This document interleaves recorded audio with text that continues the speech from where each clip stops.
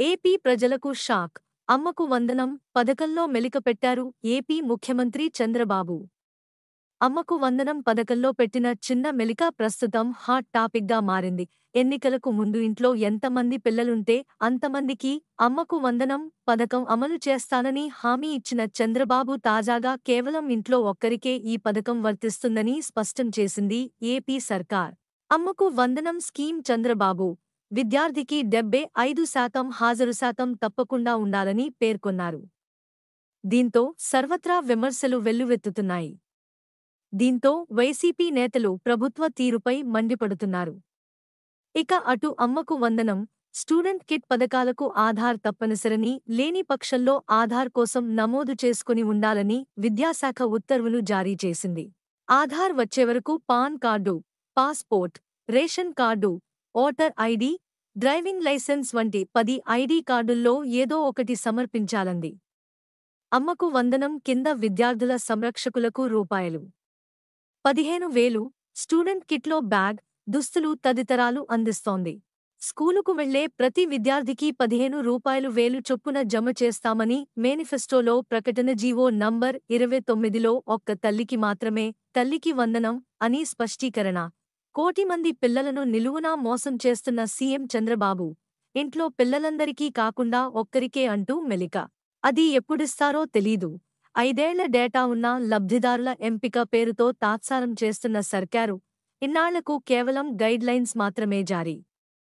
అందులోనూ ప్లేటు ఫిరాయింపు.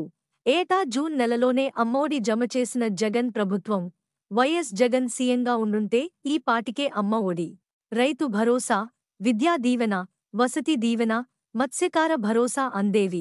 ఎన్నికల ప్రచారంలో తల్లికి వందనం కింద ఏడాదికి ప్రతి ఒక్క బిడ్డకు 15,000 ఇచ్చే బాధ్యత నాది. ఒక్కరికే అనే నిబంధన లేదు. ఇద్దరుంటే ఇద్దరికీ ఇస్తా, ముగ్గురుంటే ముగ్గురికీ ఇస్తా, నలుగురుంటే నలుగురికీ ఇస్తా. మీ ఇంట్లో ఎంతమంది పిల్లలు ఉంటే అంతమందికి 15,000 చొప్పున ఇస్తా. ఈ లెక్కన నలుగురుంటే 60,000 ఇస్తా. నేను హామీ ఇస్తున్నాను. తల్లికి వందనం కింద సంవత్సరానికి ప్రతి ఒక్క బిడ్డకు, విద్యార్థిని, విద్యార్థులు 15,000 ఇచ్చే బాధ్యత నాది. ఒక్కరికే అనే నిబంధన లేదు. ఇద్దరుంటే ఇద్దరికీ ఇస్తా, ముగ్గురుంటే ముగ్గురికీ ఇస్తా, నలుగురుంటే నలుగురికీ ఇస్తా. మీ ఇంట్లో ఎంతమంది పిల్లలు ఉంటే అంతమందికి 15,000 చొప్పున ఇస్తా. ఈ లెక్కన నలుగురుంటే 60,000 ఇస్తా అని ఎన్నికలకు ముందు చంద్రబాబు ఊరూరా లక్షలాది మంది ప్రజల సమక్షంలో బహిరంగంగా మాట ఇచ్చారు. బాబుతో పాటు టీడీపీ నేతలంతా ఇంటింటా ఇవే మాటలు చెప్పారు. ఇలా మాయ మాటలు చెప్పి ఓట్లు వేయించుకుని గద్దెనెక్కాక నిస్సిగ్గుగా ప్లేటు మార్చారు.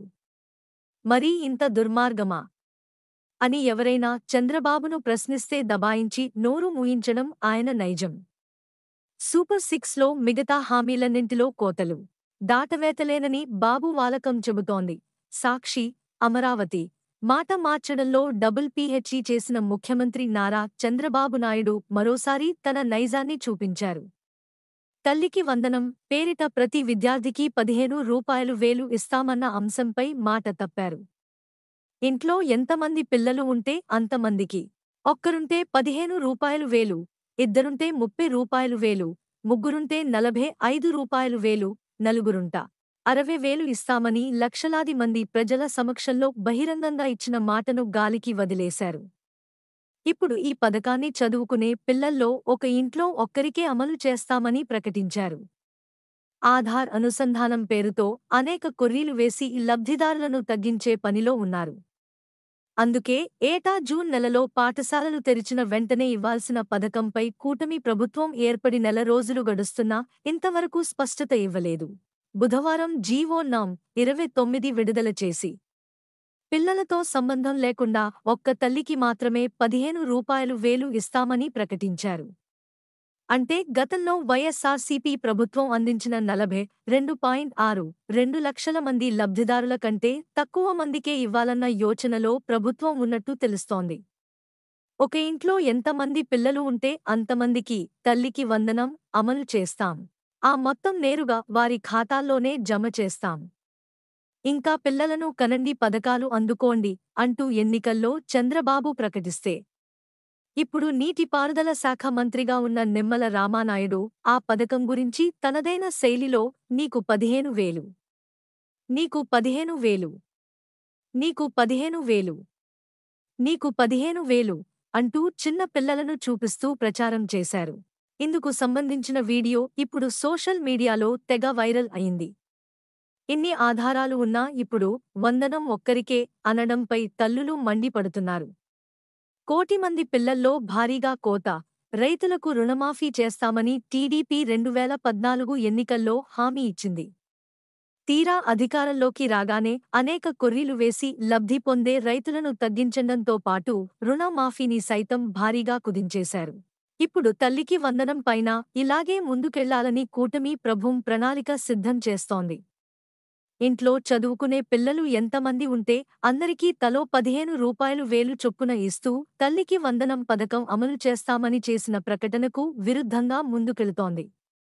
అందుకు అనుగుణంగానే జీవో నం. 29లో జారీ చేసింది. పిల్లలు అందరికీ ఇస్తామన్న పథకాన్ని తల్లికి మాత్రమే 15,000 రూపాయలు అని ఉత్తర్వుల్లో స్పష్టం చేసింది. అంటే రాష్ట్రంలో దాదాపు కోటి మందికి పైగా పిల్లలున్నారు. ఇందులోనూ లబ్ధిదారుల సంఖ్యను తగ్గించేందుకు కసరత్తు చేస్తోంది.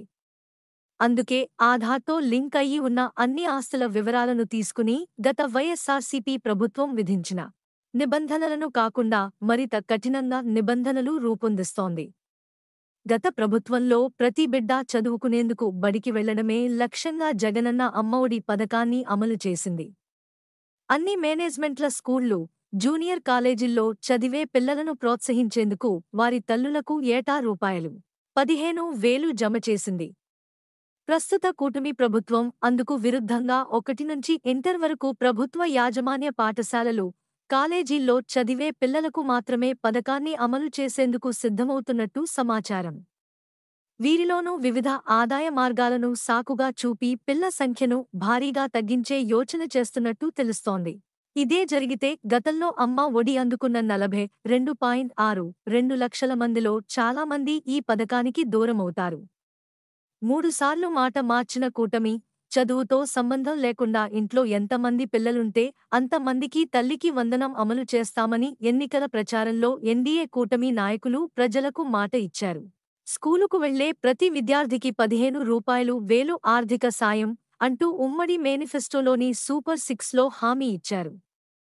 తాజాగా ఇచ్చిన ఆదేశాల్లో 1 నుంచి ఇంటర్ వరకు చదివే పిల్లలున్న తల్లికే ఏడాదికి 15 రూపాయలు వేలు చొప్పున ఇస్తామన్నారు. అంటే ఒకే అంశంపై 3 సార్లు మాట మార్చారు. గత ప్రభుత్వం ప్రభుత్వ పాఠశాలలతో పాటు ప్రభుత్వ గుర్తింపు పొందిన పాఠశాలలు, కాలేజీలు, private and aided schools, junior కాలేజీల్లో చదివే పిల్లలు గల తల్లులకు అమ్మఒడి పథకాన్ని అమలు చేసింది. కానీ ఇప్పుడు ఇచ్చిన ఆదేశాల్లో ఎక్కడా స్కూళ్లు, కాలేజీల ప్రస్తావన చేయలేదు. సర్వే పేరుతో ఇన్నాళ్లు కాలయాపన చేసి అనంతరం తీరిగ్గా మార్గదర్శకాలు విడుదల చేస్తే తాము ఆర్థికంగా నష్టపోతామని పిల్లల తల్లిదండ్రులు ఆందోళన వ్యక్తం చేస్తున్నారు. పిల్లల డేటా ఉన్న కాలయాపన, స్కూళ్లలో చదివే విద్యార్థుల సంఖ్యపై రాష్ట్రాలు ఏటా unified district information system for education plus UDISE plus ద్వారా జిల్లాల వారీగా విద్యార్థుల సంఖ్యను కేంద్ర ప్రభుత్వానికి నివేదిస్తాయి. ఈ ఏడాది నుంచి విద్యార్థుల చేరికలు, బదిలీలు నేరుగా యుడైస్ ప్లస్ ద్వారానే చేయాలని విద్యాశాఖ మార్గదర్శకాలు జారీ చేసింది. యుడైస్ ప్రకారం 2023 నుంచి 24 వరకు విద్యా సంవత్సరంలో 1 నుంచి ఇంటర్ వరకు మొత్తం. మన ఛానల్కి సబ్స్క్రైబ్ చేసుకోండి, లైక్ చేయండి మరియు కామెంట్ చేయండి. మీ సపోర్ట్ మాకు చాలా ముఖ్యం. కొత్త వార్తలు మరియు అప్డేట్స్ కోసం బెల్ ఐకాన్ని నొక్కండి.